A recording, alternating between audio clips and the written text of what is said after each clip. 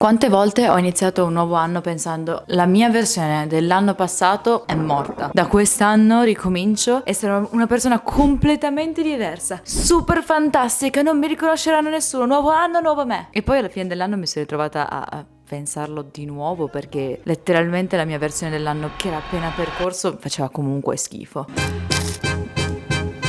Riesco a parlare? È normale volersi reinventare, è normale voler cambiare abitudini, obiettivi, valori, anche l'aspetto, ok? Sì, anche quello lo si può voler cambiare. E non c'è niente di male in tutto ciò, è una cosa abbastanza comune, vorrei dire. Anzi, secondo me le persone più tristi sono quelle che pensano di essere arrivate, pensano di essere perfette come sono in quell'istante. No, no. Molto spesso quelle sono le primissime persone che dovrebbero cambiare.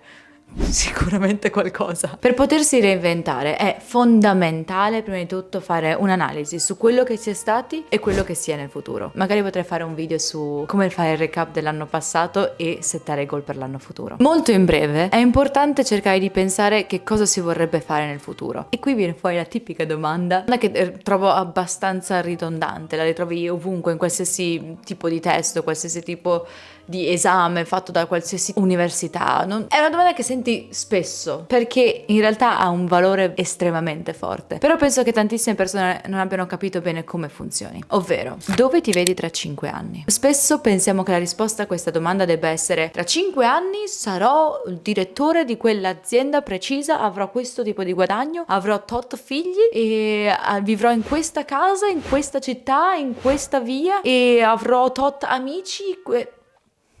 A me piace sviluppare questa domanda più su ciò che vogliamo avere come nostri valori, oppure che cosa ci vediamo a fare giorno per giorno tra 5 anni. Questo ci mette nella prospettiva di capire che cosa siamo disposti a fare tra 5 anni. La prima domanda quindi è: che caratteristiche avrai tra 5 anni? Sarai una persona solare? Una persona misteriosa? Sarai una persona curiosa? Sarai una persona invece molto logica? Come ti vedi? Come vorresti essere tra 5 anni? La seconda domanda è: che routine avrai tra 5 anni? Immaginati la tua giornata tipo, come sarà tra 5 anni? E infine, chi sono le persone che avrai attorno fra 5 anni? Qui ti chiedo, sono persone creative? Sono persone dedite al lavoro? Sono persone che invece hanno molta più attenzione nei confronti della famiglia? Chi sono gli amici che vuoi avere tra 5 anni attorno a te? Perché molto spesso le persone di cui ci circondiamo influenzano molto spesso anche il nostro agire. Quindi il momento in cui diciamo che vorremmo avere delle persone attorno a noi che sono dedite alla famiglia, vorrà dire che anche noi porremo i nostri valori soprattutto nei confronti della famiglia. Ti chiedo quindi, prima di iniziare tutto questo processo di reinvenzione, di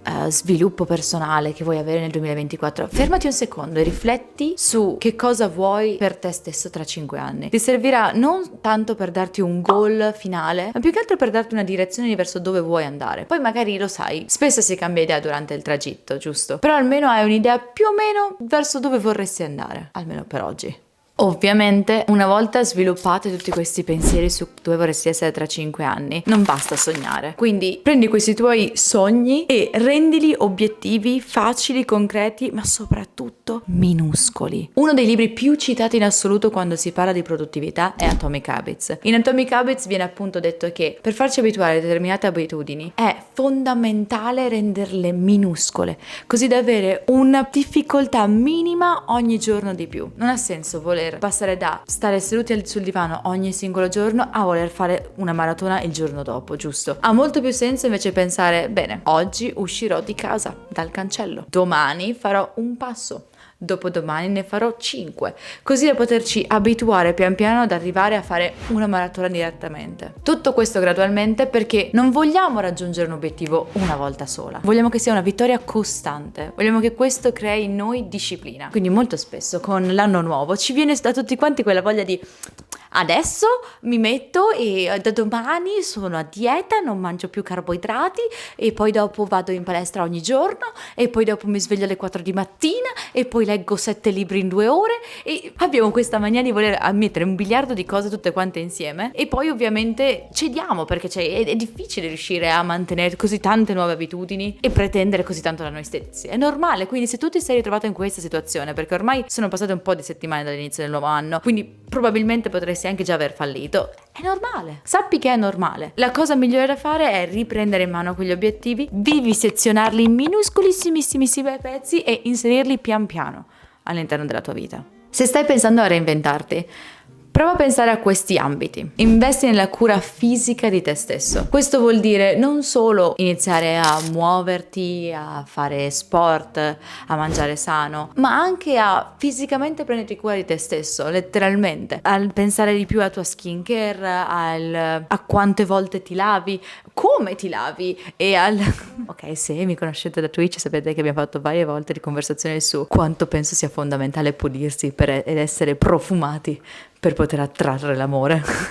Comunque, poi pensa a sviluppare un tuo stile personale. Questo non vuol dire assolutamente seguire i trend che stanno andando avanti. Però per favore, un trend che è quello di buttare via gli skinny jeans, per favore, ascoltali, buttali, fanno schifo, ti prego, ti supplico.